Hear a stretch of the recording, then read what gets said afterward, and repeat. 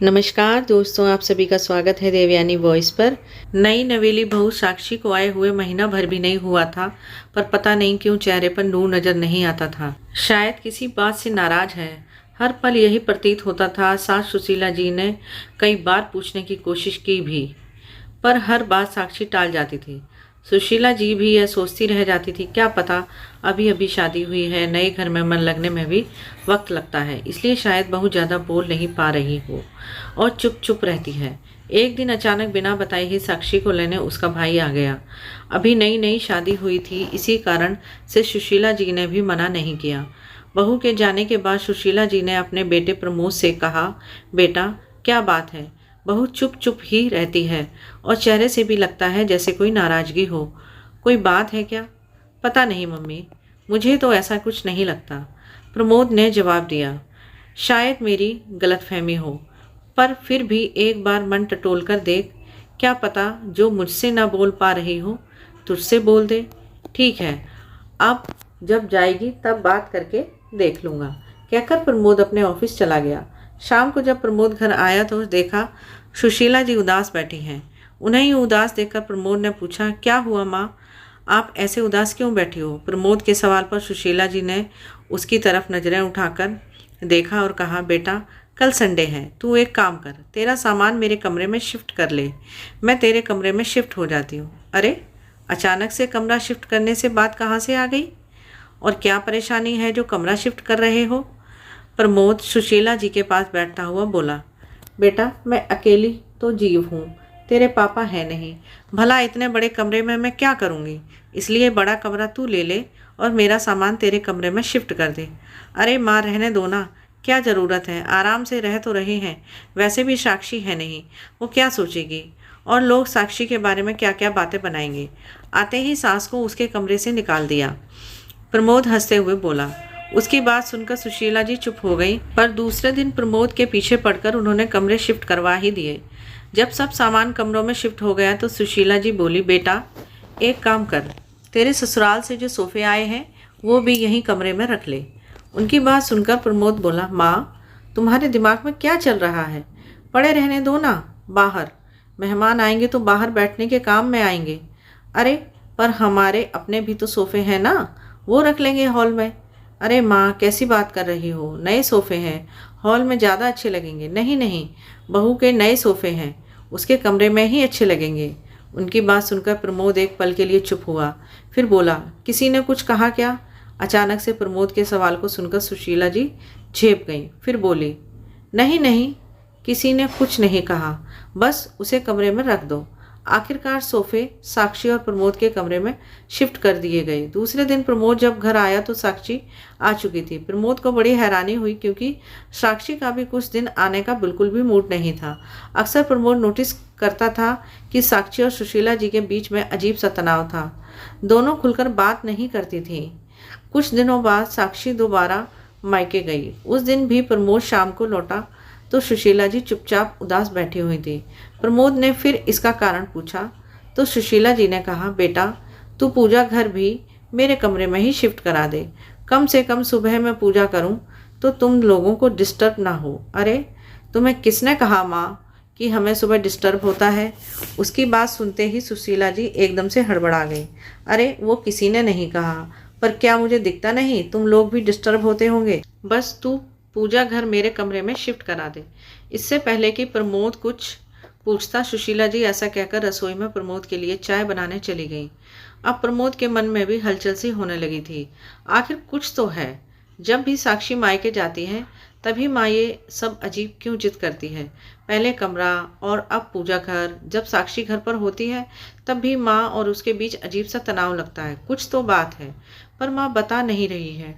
वहीं सोफे पर सुशीला जी का फ़ोन पड़ा हुआ था। प्रमोद ने उठाकर चेक किया तो उसमें शाम को साक्षी की मम्मी का फ़ोन आया हुआ था। प्रमोद को सच में अब तो कुछ गड़बड़ होने का एहसास होने लगा था। उसने दोबारा सुशीला जी से पूछा भी, पर वो टाल गई। आखिरकार उनकी जिद के कारण प्रमोद को पूजा घर भी उनके कमरे में शिफ्ट करना पड़ा और दूसरे दिन प्रमोद जब घर लौटा तो वाकई वो देखकर हैरान रह गया कि साक्षी मायके से आ गई। पर जब माँ ही नहीं बताना चाहती तो आखिर प्रमोद पूछे किससे। साक्षी से बात की तो उसने सिर्फ इतना ही कहा, अब माँ की इच्छा कि वो क्या करना चाहती है मैं क्या कहूँ। इसके आगे प्रमोद भी कुछ ना कह सका, पर शक का कीड़ा तो दिमाग में बैठ गया था। आखिर उसका शक यकीन में तब बदला जब कुछ दिन बाद साक्षी वापस मायके गई। इस बार सुशीला जी ने प्रमोद से साक्षी के दहेज में आया हुआ टीवी साक्षी के कमरे में लगाने को कहा। इस बार प्रमोद बिगड़ गया। ये क्या है माँ, आखिर ये क्या लगा रखा है आपने? जब भी साक्षी मायके जाती है आप बस यही बात करने लग जाती हो, इसको यहाँ सेट करो, उसको वहाँ सेट करो। आखिर चल क्या रहा है आपके मन में, बताते क्यों नहीं हो? प्रमोद की इस तरह चिल्लाते देख कर सुशीला जी की आंखों में आंसू आ गए और वह लगभग रोती हुई बोली, बेटा मैं तो बस ये चाहती हूँ कि तुम दोनों खुश रहो। आखिर मेरी उम्र की कितनी बची है, मेरे कारण तुम्हारा घर ना बसे, मैं ऐसा कभी नहीं चाहूंगी। सुशीला जी की बातें सुनकर प्रमोद हैरान हो गया। फिर बड़े प्यार से सुशीला जी से बोला, माँ सच सच बताओ हो क्या रहा है? सुशीला जी ने रोते हुए उसका हाथ पकड़कर कहा, बेटा पहले वादा कर, तू मुझे छोड़कर नहीं जाएगा। मैं अकेली कैसे रहूंगी तेरे बिना? तेरे पापा भी नहीं है, भगवान के लिए मुझे वृद्ध आश्रम भी मत छोड़ना बेटा। मैं तुम लोगों को परेशान नहीं करती हूँ, पता नहीं सब कुछ अपने आप हो जाता है। अरे माँ कैसी बातें कर रही हो, जो भी है खुलकर बताओ। और मैं क्यों छोड़कर जाने लगा आपको? मैं कहीं नहीं जा रहा हूँ, मैं बेटा हूँ आपका, आपके साथ ही रहूँगा। और कौन कह रहा है आपको कि मैं आपको वृद्ध आश्रम छोड़ने वाला हूँ?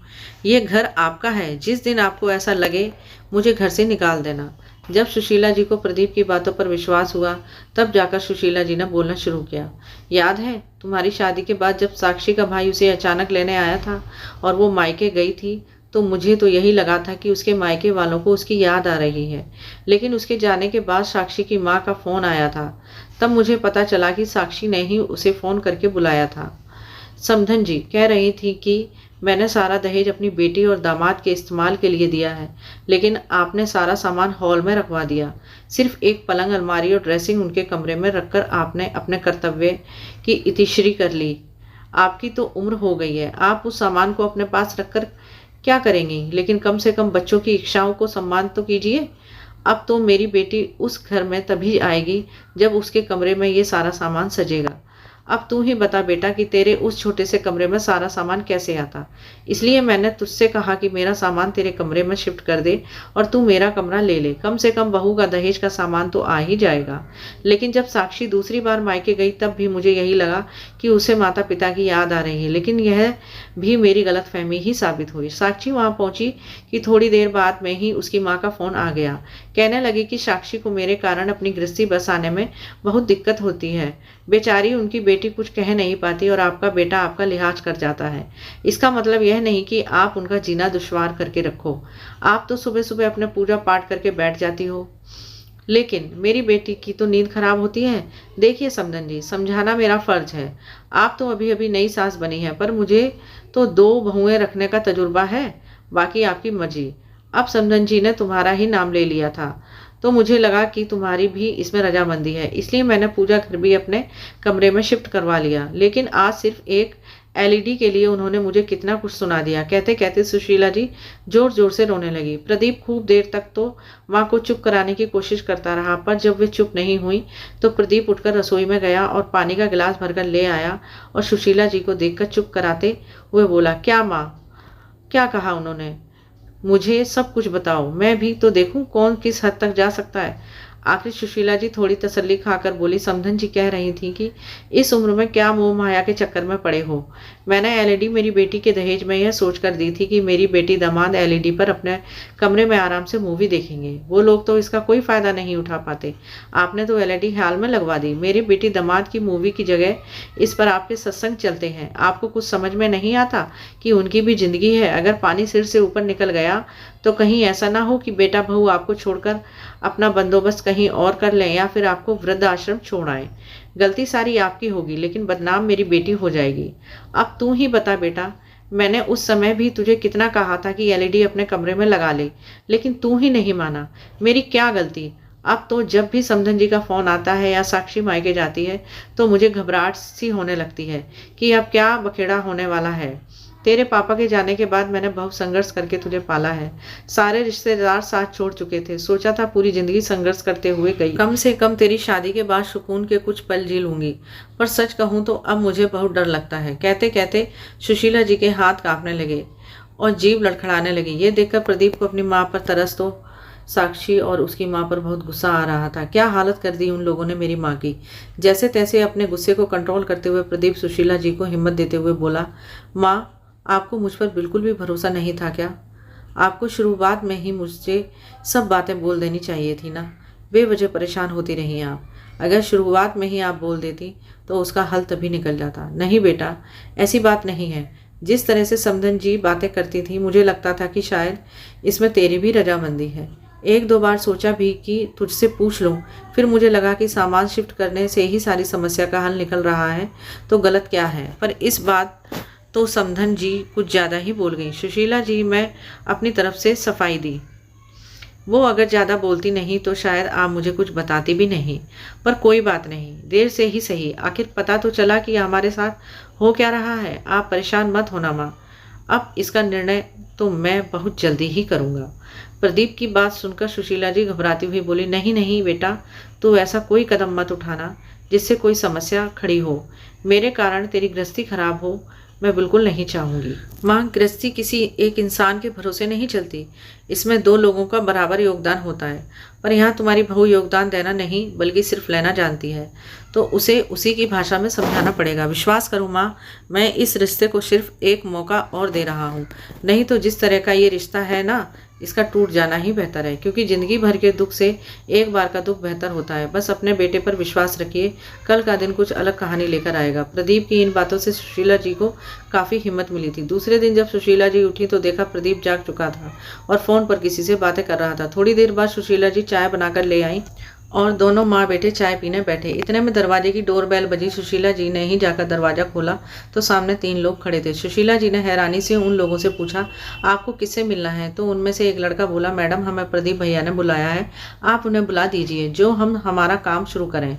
इतने में खुद प्रदीप बाहर आ गया और आते ही बोला, अरे आ गए आप लोग, चलिए जल्दी जल्दी काम निपटाना है। मैं आपको बता देता हूँ कौन कौन सा सामान उठाना है। इतने में सुशीला जी बोली, प्रदीप कौन सा सामान उठाने की बात कर रहे हो, मुझे बताएगा? आखिर चल क्या रहा है? माँ बस मेरा साथ दो। हर समस्या का समाधान होता है, कोई सीधे तरीके से समझता है तो कोई दूसरे तरीके से। जिस तरह की हरकतें वो लोग कर चुके हैं उससे इतना तो समझ में आ गया कि उन्हें सीधा तरीका समझ में नहीं आता। तो बस अब दूसरे तरीके से समझा रहा हूँ। लेकिन तू करना क्या चाहता है मुझे तो बता सही। अभी भी सुशीला जी अपने बेटे से पूछे जा रही थी। बस माँ 1 मिनट में अभी आया, कहकर प्रदीप उन लड़कों को कुछ समझाकर आ गया और आकर सुशीला जी से बोला, माँ मुझ पर विश्वास रखो और मेरा साथ दो। थोड़ा सख्त तो आपको भी बनना पड़ेगा, बस इतना विश्वास दिलाता हूँ कि गलत कुछ नहीं होगा। फिर प्रदीप ने अपनी योजना माँ को समझाई। सुनकर सुशीला जी बोली, सब ठीक तो होगा ना? अभी भी अपनी माँ को हैरान परेशान देखकर प्रदीप बोला, अरे माँ क्यों टेंशन ले रही हो? आर्या पार, बस अब आप हिम्मत बनाए रखना, कहकर प्रदीप अपनी योजना पर अमल करने लगा। 2 घंटे बाद प्रदीप अपने ससुराल के दरवाजे पर था। जैसे ही उसने दरवाजा खटखटाया, बड़े साले साहब ने आकर दरवाजा खोला। उस समय घर के लोग नाश्ता कर रहे थे। उसे घर आया देखकर सब लोग हैरान रह गए। साक्षी की दोनों भाभी भी रसोई से निकलकर बाहर आ गई। वही खुद साक्षी और उसकी माँ उसे वहाँ देखकर हैरान थी। इतने में ससुर जी बोले, अरे प्रदीप जी, अचानक आप यहाँ? सब खैरियत तो है ना? हाँ हाँ पापा जी, आप फिक्र मत कीजिए, सब खैरियत है। इतने में बड़े भैया भी बोले, अरे खड़े खड़े सब देख क्या रहे हो? प्रदीप जी आए हैं, उनके लिए भी चाय नाश्ता लगवाओ। प्रदीप ने बड़ी विनम्रता से हाथ जोड़कर कहा, नहीं भैया, मैं नाश्ता नहीं करूँगा, अभी मैं जल्दी में हूँ, ऑफिस भी जाना है। वो तो मैं ये सामान यहीं रखवाने आया था। प्रदीप की बात सुनकर सब आश्चर्य से एक दूसरे की शक्ल देखने लगे। आखिर साक्षी की माँ ने कहा, दामाद जी कौन सा सामान रखने की बात कर रहे हैं आप? उनकी बात सुनकर प्रदीप मुस्कुराया और बोला, वही जो बाहर ट्रक में है। ट्रक में? सब हैरान रह गए और फटाफट निकलकर बाहर आ गए। देखा तो ट्रक में वो सामान रखा था जो साक्षी के मायके वालों ने उसे दहेज में दिया था। उस सामान को देखकर घर के सब लोग प्रश्नवाचक नजरों से एक दूसरे की तरफ देखने लगे। वही साक्षी कभी अपनी माँ को तो कभी प्रदीप को देख रही थी। आस पड़ोस के लोगों को वहां खड़ा होकर बातें करते देख साक्षी की मम्मी बोली, दामाद जी, ये क्या हरकत है? आप भला ये सब सामान यहाँ लेकर क्यों आए हैं? यहाँ ये सब लाने से पहले आपने एक बार भी नहीं सोचा कि हमारी क्या इज्जत रह जाएगी? देखिए बाहर सब लोग खड़े होकर कैसे बातें कर रहे हैं। साक्षी के पापा भी बोले, दामाद जी, ये सब क्या है? मुझे तो अभी भी कुछ समझ नहीं आ रहा। प्रदीप हाथ जोड़कर समझाते हुए बोला, देखिए ससुर जी, ये दहेज आपकी बेटी का है जिसे आप लोगों ने दिया है, लेकिन वो घर तो मेरी माँ का है जो मेरे पिता ने बनवाया था। अब माँ ने साफ कह दिया है कि या तो तुम अपना नया मकान खरीद लो या फिर जिसका दहेज है उसके घर पहुंचा दो। मेरे घर में इस दहेज की कोई जगह नहीं। आखिर जब ये दहेज घर आया है, मेरा चैन और सुकून खो गया है। तभी बीच में साक्षी की माँ बोली, आप कहना क्या चाहते हो? साफ साफ कहिए, आखिर समस्या क्या है आपकी माँ को? प्रदीप मुस्कुराकर बोला, बस यही सासू माँ कि अगर दहेज में आप मकान भी दे देती तो आपकी बेटी को थोड़ी सहूलियत हो जाती। उसे यूं परेशान नहीं होना पड़ता और उसे बार बार यूं मायके आकर नहीं बैठना पड़ता। प्रदीप की बात सुनकर ससुर जी बड़े भैया सासू माँ को घूर घूर कर देख रहे थे। वहीं दोनों बहुओं की नज़र भी सासू माँ पर टिकी थी। सासू माँ ने तो चुप रहना ही ठीक समझा। आखिर उनकी पोल जो खुल रही थी, वो भी बेटे बहुओं के सामने। उन्हें समझ में आ गया था कि प्रदीप को सब पता चल चुका है और इस बार समधन भी थोड़ी सख्त हो गई हैं। लेकिन इतने में साक्षी भी बोली, मेरे माता पिता की इज्जत की आपको कोई परवाह नहीं थी? जो आप उनका दिया हुआ दहेज का सामान यहाँ लेकर आ गए, ये भी तो नहीं सोचा कि मेरे माता पिता के दिल पर क्या बीतेगी? बैठकर भी तो बात की जा सकती है ना? उसकी बात सुनकर प्रदीप बोला, अच्छा, बैठकर भी बातें होती हैं क्या? मुझे तो पता नहीं था, क्योंकि तुमने कभी हमसे बात ही नहीं की। जब भी कोई समस्या होती तुम मायके आकर बैठ जाती थी। पीछे से सासू माँ फ़ोन करके मेरी माँ को परेशान करती थी। यहाँ तक कि मेरी माँ को धमकी दे डाली कि उनकी बात मानी नहीं तो कल को बेटा बहू अलग हो जाएंगे या आपको वृद्ध आश्रम छोड़ाएंगे। तब तुम्हें मेरी माँ के बारे में ख्याल आया था? अब साक्षी से भी कुछ कहते ना बना, पर अब घर में सबको साक्षी और सासू माँ के बारे में पता चल चुका था। आखिर बेटी कैसी भी होती तो बेटी ही है। एक पिता उसका घर टूटने कैसे दे सकता था? उसका घर ना टूटे इसलिए ससुर जी हाथ जोड़कर प्रदीप से बोले, माफ़ करना दामाद जी, हमें तो लगता था कि हमारी बेटी हमसे मिलने खुशी खुशी आई है, वो भी आप लोगों की रजामंदी से। पर आज तक जो हुआ सो हुआ, पर आज के बाद ऐसी कोई हरकत नहीं होगी जिसके कारण आपको या समधन जी को परेशान होना पड़े। अब आप हमारा थोड़ा सा मान रख लीजिए। आप इस दहेज के सामान को यहाँ से रवाना कर दीजिए। अपने ससुर जी को हाथ जोड़े देखकर प्रदीप ने उनके हाथों को अपने हाथों में लेकर कहा, माफ़ करना पापा जी, मैं ये सब करना नहीं चाहता था, पर जिस तरीके से कल मेरी माँ को मैंने रोते देखा तब जाकर मैंने यह कदम उठाया। आखिरकार ससुर जी ने दहेज के ट्रक को वापस प्रदीप के घर भिजवा दिया और खुद साक्षी और अपनी पत्नी को लेकर प्रदीप के घर की तरफ रवाना हुए। वहां जाकर समधन जी से माफ़ी मांगी और भविष्य में ऐसा नहीं होगा इसका उनको आश्वासन दिया। दोस्तों, यदि आपको आज की कहानी पसंद आई हो तो वीडियो को लाइक करें और कमेंट करें और प्लीज़ चैनल को सब्सक्राइब कर लें। कहानी को पूरा सुनने के लिए आप सभी का धन्यवाद।